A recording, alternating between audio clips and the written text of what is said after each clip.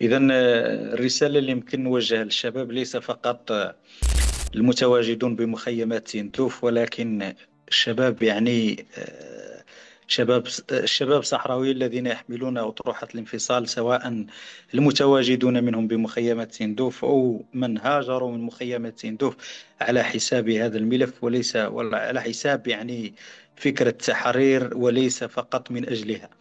فبالتالي ما يمكن أن أقوله اليوم لهؤلاء الشباب أن لا يصبوا كامل انتباههم لما تروجه اليوم جبهة البوليساريو من تأويل لمرتكزات هذا القرار الأممي الأخير، على اعتبار أن زمن الحسم قد حل.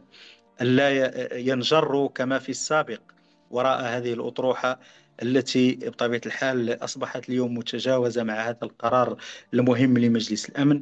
فقد حان الوقت اليوم للم الشمل وإنهاء هذا الشتات وهذه التفرقة، والعودة إلى كنف الوطن.